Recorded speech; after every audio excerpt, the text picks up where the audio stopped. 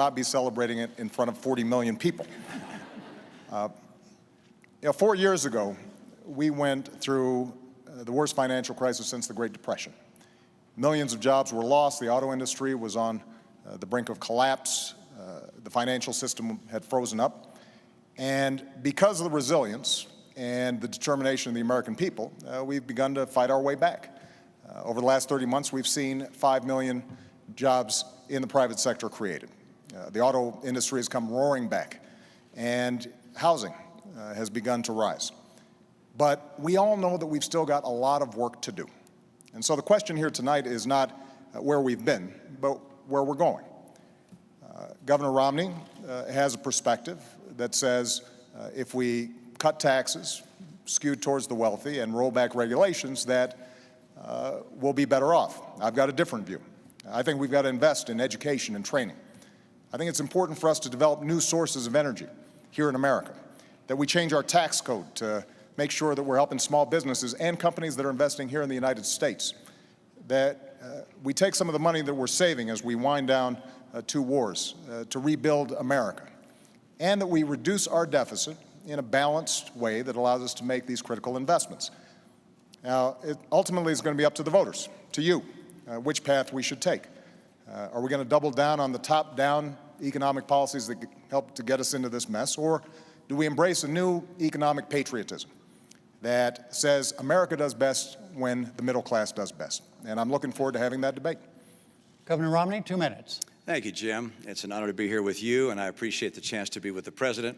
I'm pleased to be at the University of Denver, appreciate their welcome, and also the Presidential Commission on these debates. And congratulations to you, Mr. President, on your anniversary. I'm sure this was the most romantic place you could imagine, here with me. So congratulations. This is obviously a very tender topic. I've had the occasion over the last couple of years of meeting people across the country. I was in Dayton, Ohio, and a woman grabbed my arm, and she said, "I've been out of work since May. Can you help me?" Ann yesterday was at a rally in Denver, and a woman came up to her with a baby in her arms and said, "Ann, my husband has had 4 jobs in 3 years, part-time jobs. He's lost his most recent job, and we've now just lost our home. Can you help us?"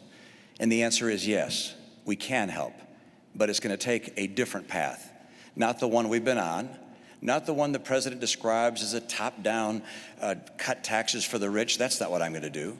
My plan has 5 basic parts. 1, get us energy independent, North American energy independent. That creates about 4 million jobs. Number 2, open up more trade, particularly in Latin America. Crack down on China if and when they cheat. Number 3, make sure our people have the skills they need to succeed, and the best schools in the world. We're far away from that now.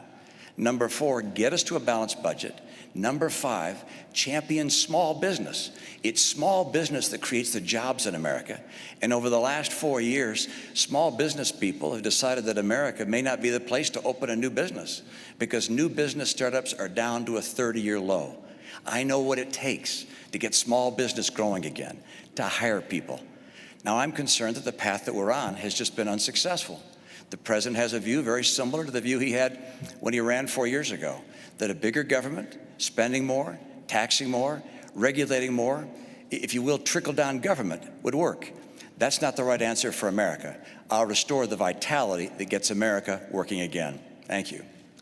Mr. President, please respond directly to what the governor just said about trickle-down, his trickle-down approach. As he said, yours is. Well, let me talk specifically about what I think we need to do. First, we've got to improve our education system. And we've made enormous progress drawing on ideas both from Democrats and Republicans that are already starting to show gains in some of the toughest to deal with schools.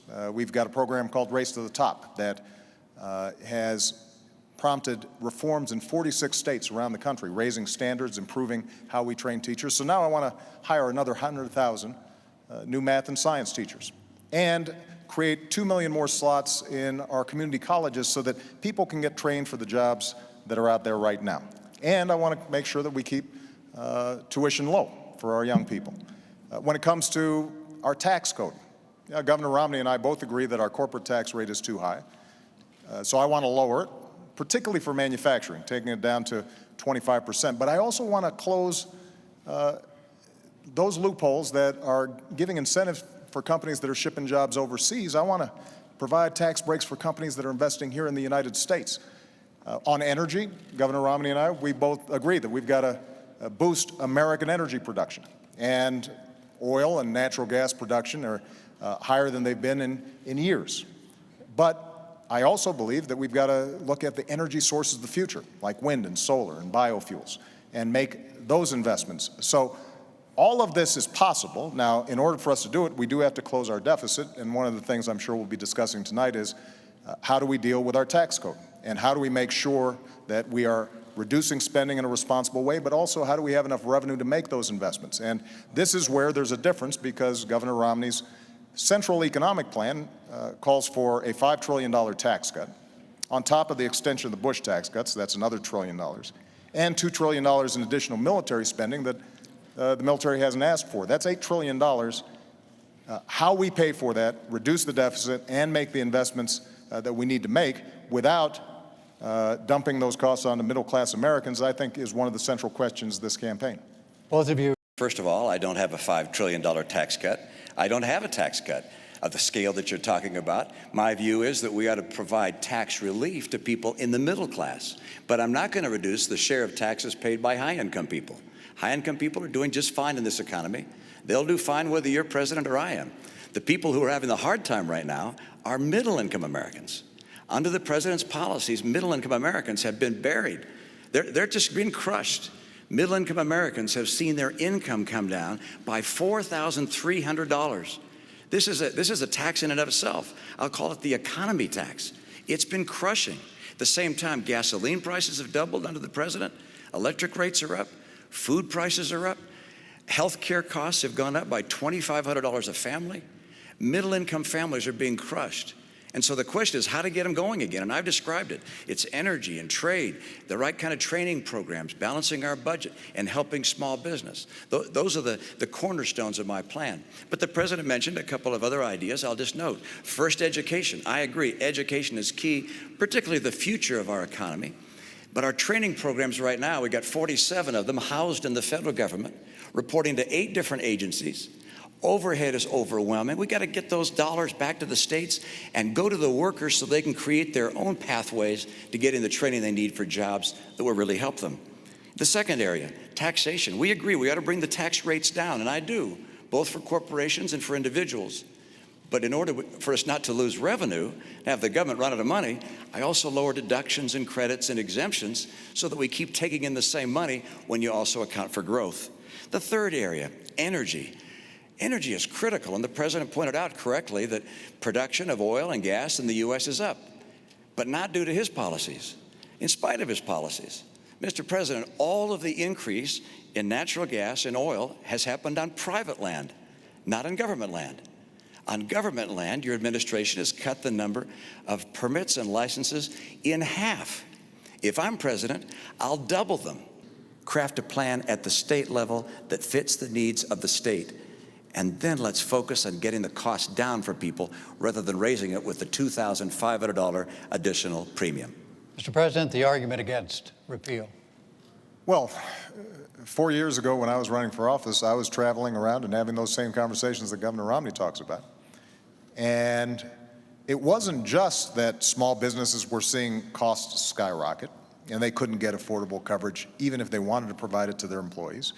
It wasn't just that this was the biggest driver of our federal deficit, our overall health care costs, but it was families who were worried about going bankrupt if they got sick. Millions of families all across the country. If they had a pre-existing condition, they might not be able to get coverage at all. If they did have coverage, insurance companies might impose an arbitrary limit. And so as a consequence, they're paying their premiums. Somebody gets really sick. Lo and behold, they don't have enough money to pay the bills because the insurance companies say that they've hit the limit. So we did work on this alongside working on jobs because this is part of making sure that middle-class families are secure in this country. And let me tell you exactly what Obamacare did. Number one, if you've got health insurance, it doesn't mean a government takeover. You keep your own insurance, you keep your own doctor, but it does say insurance companies can't jerk you around. They can't impose arbitrary lifetime limits. They have to let you keep your kid on your insurance plan until you're 26 years old. And it also says that you're going to have to get rebates if insurance companies are spending more on administrative costs and profits than they are on actual care. Number two, if you don't have health insurance, we're essentially setting up a group plan that allows you to benefit from group rates that are typically 18% lower than if you're out there trying to get insurance on the individual market.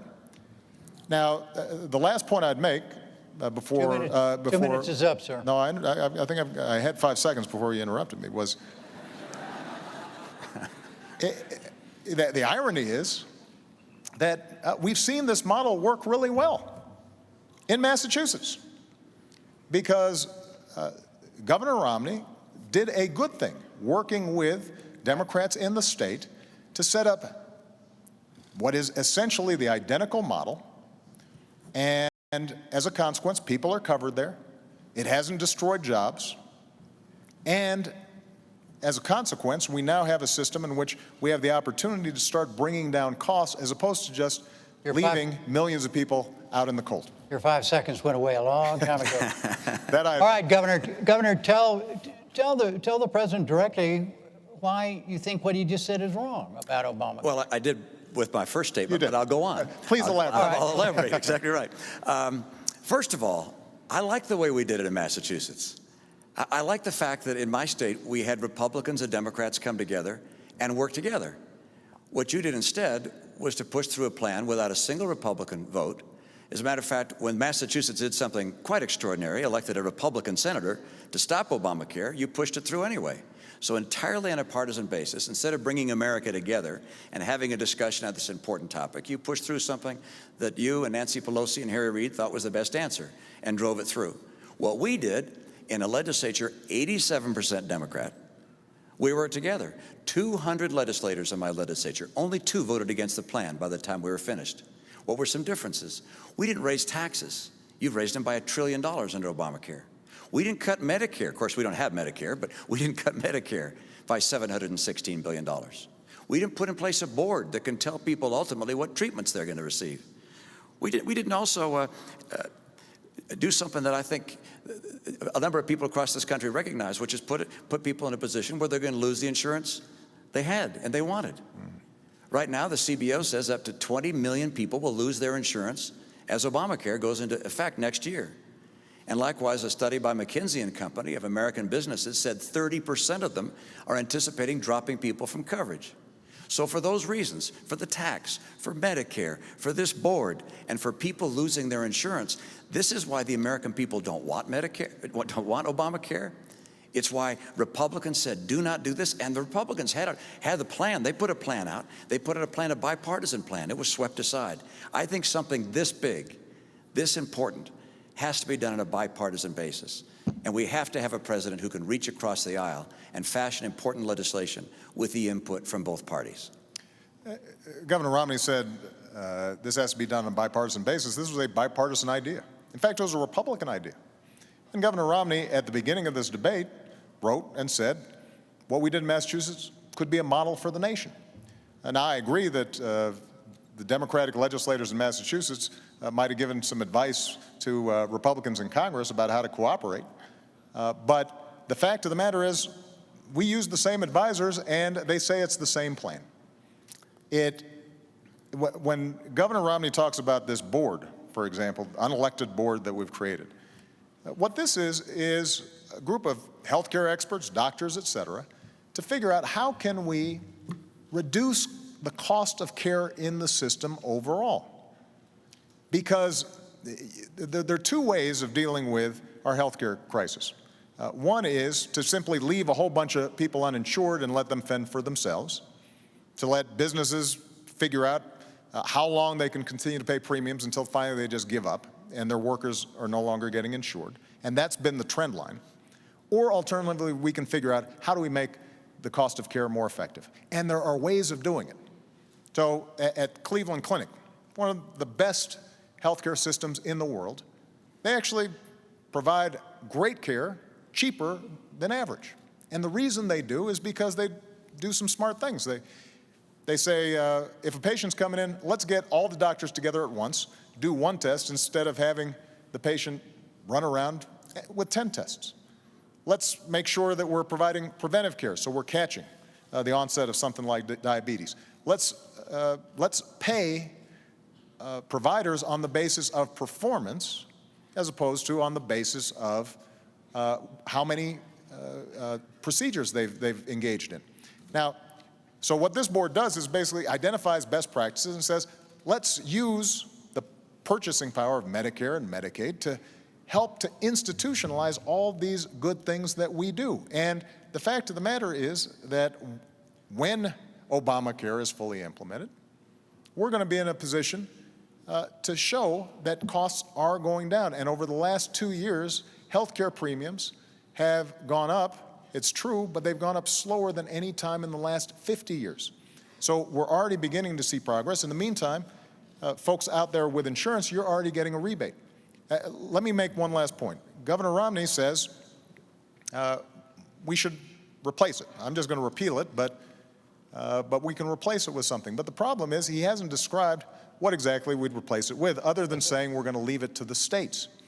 But the fact of the matter is that some of the prescriptions that he's offered, like letting you buy insurance across state lines, there's no indication that that somehow is going to help somebody who's got a pre-existing condition be able to finally buy insurance. In fact, it's estimated that by repealing Obamacare, you're looking at 50 million people losing health insurance at a time when it's vitally important. Let's let the governor explain what you would do if Obamacare is repealed. How would you replace it? Actually, it's a lengthy description, but number one, pre-existing conditions are covered under my plan. Number two, young people are able to stay on their family plan. That's already offered in the private marketplace. You don't have to have the government mandate that for that to occur. But let's come back to something the President and I agree on, which is the key task we have in healthcare is to get the cost down so it's more affordable for families. And then he has as a model for doing that a board of people at the government, an unelected board, appointed board, who are going to decide what kind of treatment you ought to have. In my opinion, the government is not effective in bringing down the cost of almost anything. As a matter of fact, free people and free enterprises trying to find ways to do things better are able to be more effective in bringing down the cost than the government will ever be. Your example of the Cleveland Clinic is my case in point, along with several others I could describe. This is the private market. These are enterprises competing with each other, learning how to do better and better jobs. I used to consult to hospitals and to healthcare providers. I was astonished at the creativity and innovation that exists in the American people.